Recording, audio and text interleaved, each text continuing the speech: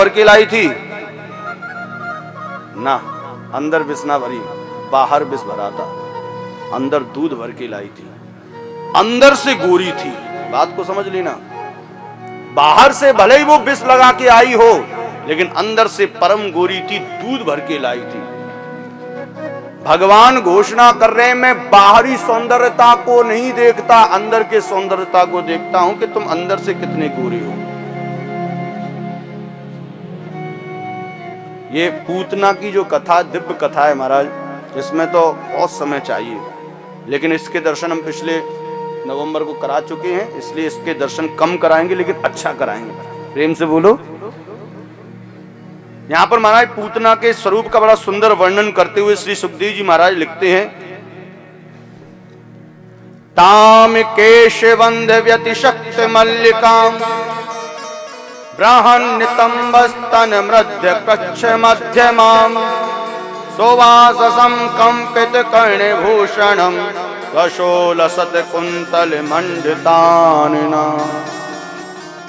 ताम केश वंद व्यतिशक्त मल्लिकाम बृहन्नितंबस्तन कृच्छ मध्यमाम।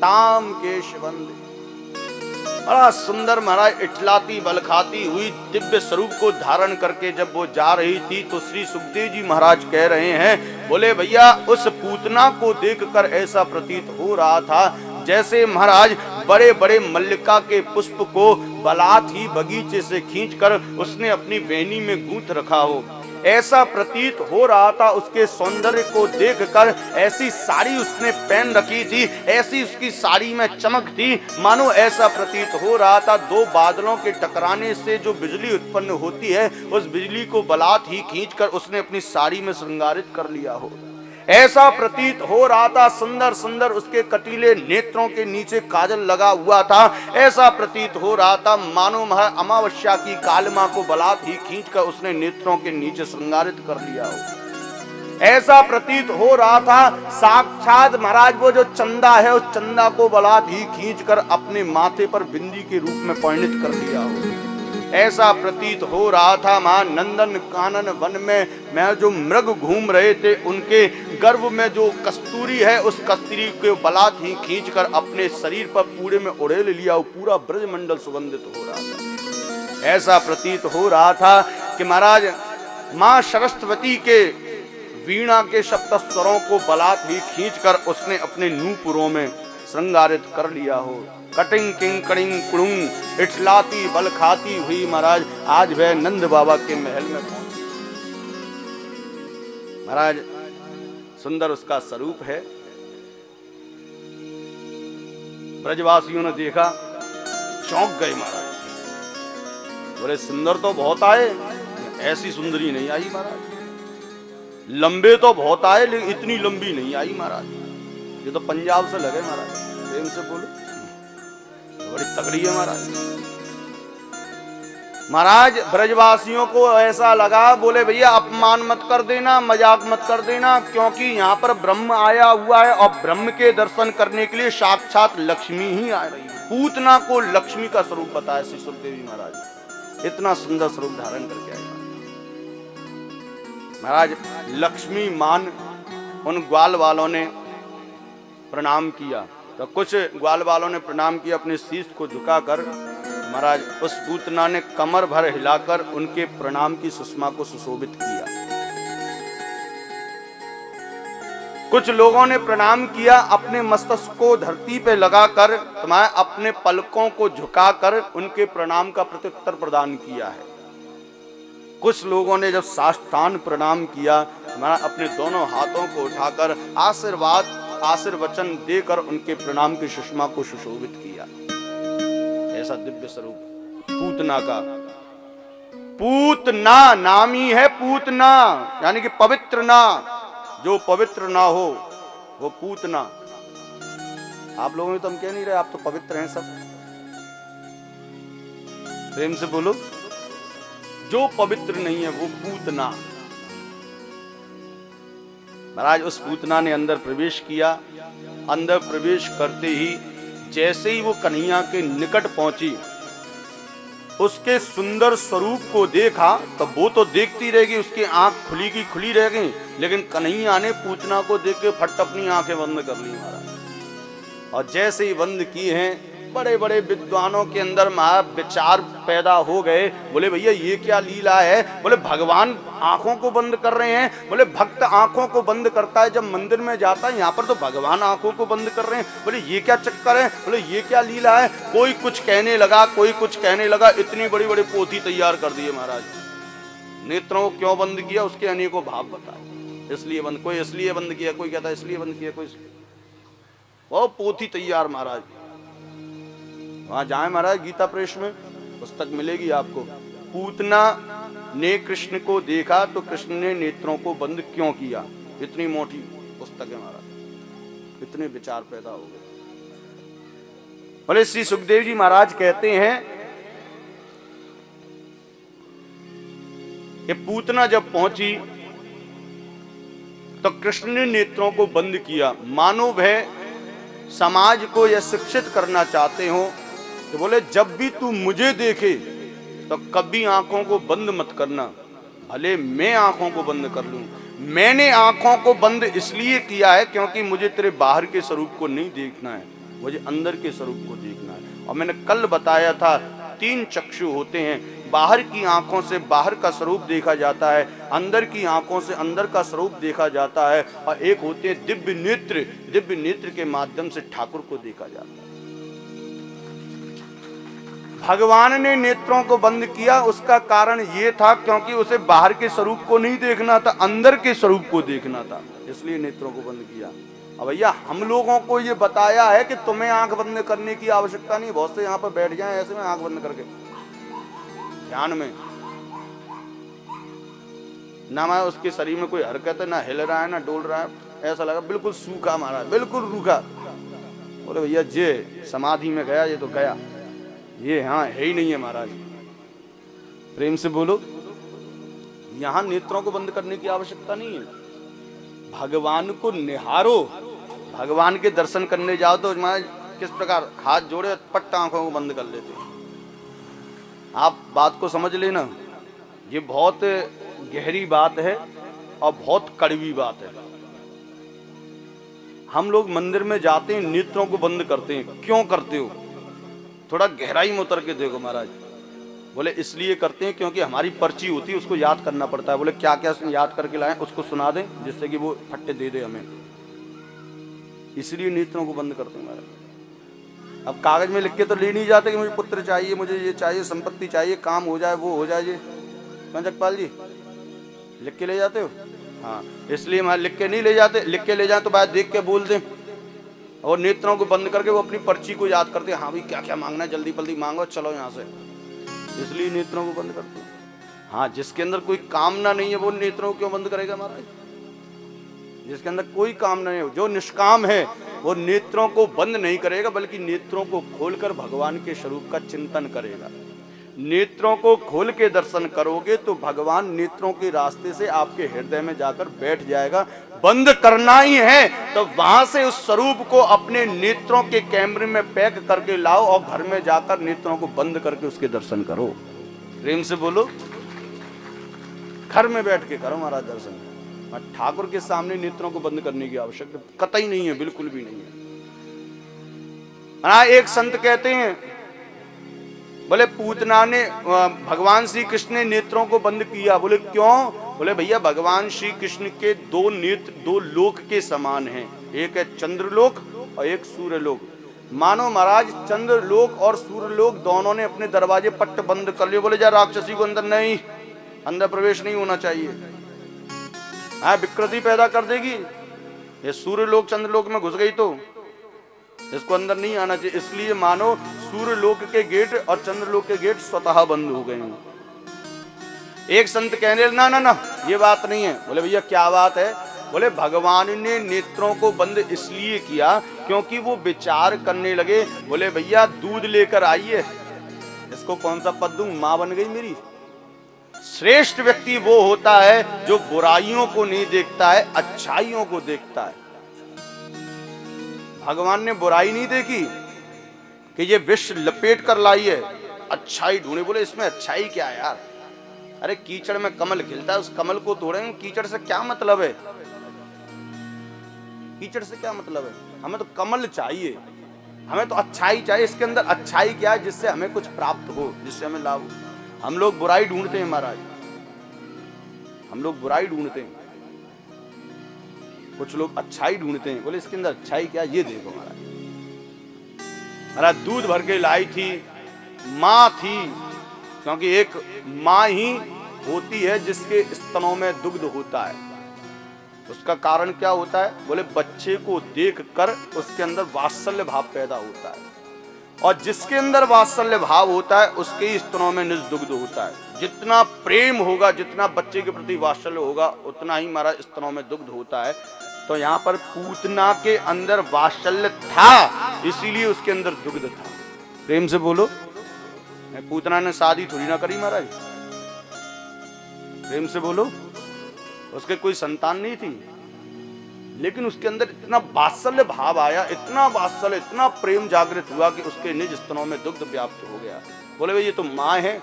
नेत्रों को बंद किया, चारों तरफ देखा, बोले भैया कोई कुर्सी खाली है कि नहीं, कोई सिंहासन खाली है कि नहीं। चारों तरफ देखा, कोई सिंहासन खाली नहीं, सब जाके जम के बैठ गए महाराज।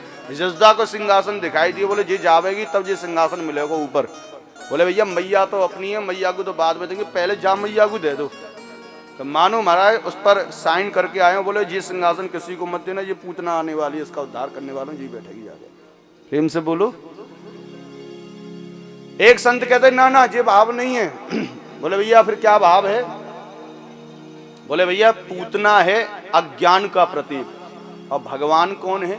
ज्ञान। जिस दिन मनुष्य के अंदर से अज्ञान समाप्त होता है तो ज्ञान का प्रवेश हो जाता है। प्रेम से बोलो। अज्ञान जाता है तब ज्ञान आता है, ज्ञान आता है तब अज्ञान जाता है। ये महाराज एक दूसरे एक जगह पर रह नहीं सकते। अंधेरा और उजाला एक जगह पर नहीं रह सकते। कोई तेज चल रहा हो, कोई धीरे चल रहा हो, एक जगह पर नहीं रह सकते, एक जगह नहीं मिल सकते। कहीं लाभ हो रहा है, कहीं हानि हो रही है, एक जगह नहीं हो सकता है। प्रेम से बोलो। ठीक इसी प्रकार अज्ञान और ज्ञान एक जगह नहीं ठहर सकते। ज्ञान है तो अज्ञान ठहर ही नहीं सकता। बोले भैया नेत्रों को फट बंद कर लिया, बोले भैया अज्ञान आ गया, मेरे नेत्र खुले, ज्ञान इसके अंदर प्रवेश करेगा, ज्ञान की ज्योति चलेगी, इसके अंदर जो अज्ञान का अंधकार है वो छूमंतर हो जाएगा, ज्ञान का प्रभाव दौड़ जाएगा। भैया लीला में रस भंग हो जाएगा, क्योंकि यहाँ पर महाराज मेरा उत्सव सब लोग मना रहे हैं। यदि इसी जगह पर ये राक्षसी के रूप में आ गई तो सब रस भंग हो जाएगा। इसलिए नेत्रों को बंद करिए, बाद में बात करें। प्रेम से बोलो। भैया एक संत कहे ना ना ये बात नहीं। बोले ये कौन है? बोले शंका, डाउट, शंका है हमारा। प्रेम से बोलो। पूतना क्या है? बोले शंका। जैसे शंका हो जाते ना महाराज, रस्सी है कि सांप है, सांप है कि रस्सी है। आप आगे कदम तभी बढ़ाओगे जब तक शंका आएगी, शंका रहेगी। अच्छा सांप को रस्सी समझ लो, नो प्रॉब्लम, लेकिन रस्सी को सांप समझ लो महाराज, बड़ी प्रॉब्लम हो जाती है। उठा लिया हाथ में महाराज, सोचा रस्सी है वो सांप है। प्रेम से बोलो। शंका मिटनी चाहिए, सबसे बड़ी बात है शंका। हमारे सद्गुरुदेव भगवान कहते हैं भैया जो शंका में वही लंका में। शंका में रहना ही नहीं चाहिए आदमी को। जो शंका में वो लंका में, और जो समाधान में वही भगवान में। आपके अंदर कोई शंका जागृत हुई है तो शंका का तुरंत निदान करो। माताओं के अंदर ज्यादा शंका होती है पति के प्रति। प्रेम से बोलो। और शंका है, उस शंका का निदान करो। नहीं महाराज शंकालु इतनी हो जाओगे डिवोर्स तक हो जाएंगे महाराज। प्रेम से बोलो। हमारे गुरुजी सुनाया करते थे महाराज, एक की पत्नी बड़ी शंकालु, भयंकर शंकालु महाराज। पति आया ड्यूटी से, कोट पर महाराज काला बाल चिपक रहा था। हाँ जी। ओ महाराज, पत्नी तुरंत बोले अच्छा अच्छा तुम्हारा उसके साथ संबंध है जिसके काले बाल हैं। पति परेशान, महाराज ये क्या चक्कर है, ये काला बाल कहां से आ गया हमारा। दूसरे दिन फिर आया तो उसका भी दुर्भाग्य, महाराज बस स्टैंड पे महाराज सफेद बाल चिपक गए हमारा। अंदर घुसा, कोट को देखा, ओह सफेद, अच्छा अच्छा तुम्हारा उससे भी संबंध है जिसके सफेद बाल हैं। शंका है महाराज, घुस गई शंका, आपका है महाराज। तीसरे दिन आया तो उसने विचार किया, यदि अब की बार कोई बाल मिल गो ना, मार खा जाएगी, कच्चा चबा जाएगी। उसने महाराज कोट को उतारा, पहले साफ किया, तब बेल बजाई, अंदर घुसे और पत्नी चारों तरफ घूमे, अच्छा अच्छा तुम्हारा उससे भी संबंध है जिसके बाल ही नहीं है। तो शंका है महाराज, फिर तो वहां बाल की खाल निकाल दे। शंका ठहर नहीं सकती किसके आगे, बोले भगवान के आगे, इसलिए भगवान ने नेत्रों को बंद किया। कई भाव है महाराज। एक संत कहते ना ये नहीं, बोले क्या भाव है महाराज, बोले भगवान श्री कृष्ण ने नेत्रों को बंद किया, मानो अपने मित्र को याद किया। बोले किसको, बोले भोलेनाथ जी को। भोलेनाथ जी से कहा, प्रभु रोज घूटते हो, आज घुटी घुटाई तैयार है, कहो तो आ जाओ। पार्वती ने तुरंत धक्का दिए, जाओ, बहुत मेहनत करनी पड़े भांग घोटने में, एक आध दो दिन तो रेस्ट ले लें दो। कूद पड़े ऊपर से, भोलेनाथ जी जीप पे जाकर बैठ गए। तो मानो भोलेनाथ जी को याद किया हो। प्रेम से बोलो। एक संत कहते हैं भैया ये भी बात है और ये भी बात है कि मानो भगवान श्री कृष्ण याद कर रहे हो कि इसने ऐसा कौन सा पुण्य किया अपने जीवन में जो महाराज ये आज मेरी माता बनने को जा रही है। तभी महाराज राजा बलि का दरबार लग गया। भगवान आए थे बामन के रूप में। महाराज राजा बलि की एक बहन रत्नमाला मोहित हो गई, बोले ऐसा मेरा बालक हो तो महाराज मैं अपना निज स्तन पान कराऊं। भगवान की नाक बड़ी विचित्र है, भाव की खुशबू जाती है महाराज। तुरंत फड़फड़ाने लगी, बोले ये भाव कहां से आया। आहा बड़ा सुंदर भाव है कि मैया तथास्तु, तेरा दिल से भाव निकला है, तू मेरी मैया जरूर बनेगी। लेकिन भैया वो छोटे भगवान बड़े भगवान है गए। लीला परिवर्तित हुई, अपने भाई को देखा कंगाल हो गया। कौन ऐसी बहन है जो भाई को कंगाल होते हुए देख ले, और जिसने किया उसको तो छोड़ेगी नहीं महाराज। प्रेम से बोलो, छोड़ेगी नहीं। हाँ महाराज रत्नमाला कहने लगी, ओहो अरे ये तो छलिया है महाराज, अरे ऐसा मेरा पुत्र हो तो निज स्तन पे विष लगा के पिला दूं महाराज। हाँ फिर महाराज ये भाव नाक फड़फड़ाने लगी। अच्छा अब मैया तू चाहे दूध पिलाइयो चाहे जहर पिलाइयो, तू माँ तो बनी गई, तेरी इच्छा जो करना वो कर लीजिए। तथास्तु। मानो महाराज वही रत्नमाला पूतना बन के आई हो। कई भाव है महाराज। आज महाराज भगवान श्री कृष्ण पौड़े हुए हैं और यहाँ पर पूतना की स्थिति को श्री सुखदेव जी महाराज वर्णित कर रहे हैं।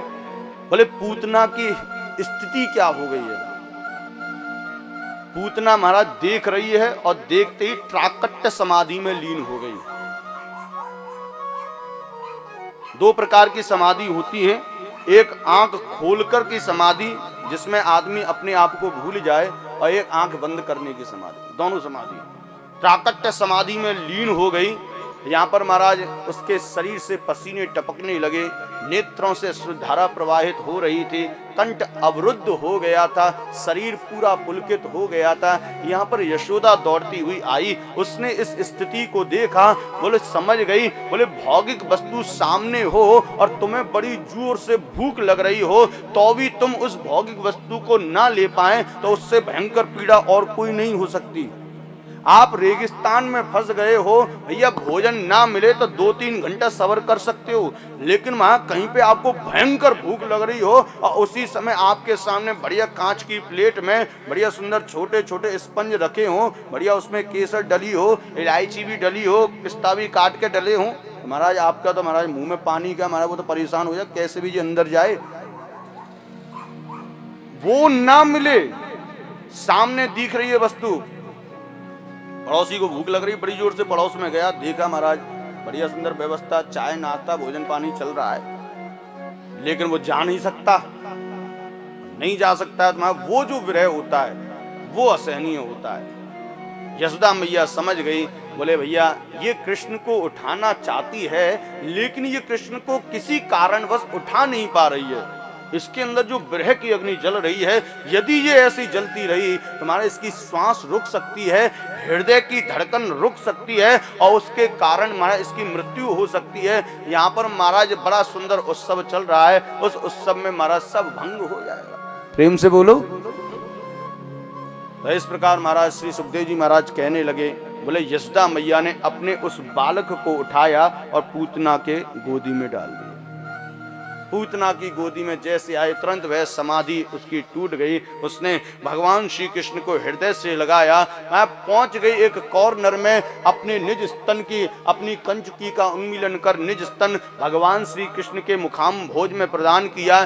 जितना भी विष था समस्त विष को आज भगवान ने चाट लिया। उसके अंदर जितनी भी दूध भरा हुआ था उस दूध को भगवान श्री कृष्ण ने पान कर लिया। इसके उपरांत महाराज भगवान श्री कृष्ण तो जन्म जन्म के भूखे महाराज, खाए भी को मिल जाए तो 56 प्रकार के व्यंजन भी कमती पड़ जाए। भूख लग रही थी भगवान श्री कृष्ण को, भैया विष भी खत्म, दूध भी खत्म, अब भूख बड़ी जोर से लग रही है, क्या करूं। अंदर की जितनी भी दुर्भावनाएं थी सबको पान कर गए, अंदर के जितने भी दुर्विचार थे सबको पान कर गए, अंदर का जितना भी कुसंग था सबको पान कर गए, अंदर जितनी भी असंतुष्टि थी सबको पान कर गए। और लास्ट में बचे प्राण जैसे ही प्राणों को पीने लगी तब महाराज ये किच्चाने लगी, बाहर निकल गई, नंद महल से बाहर निकल के आकाश में घूमने लगी।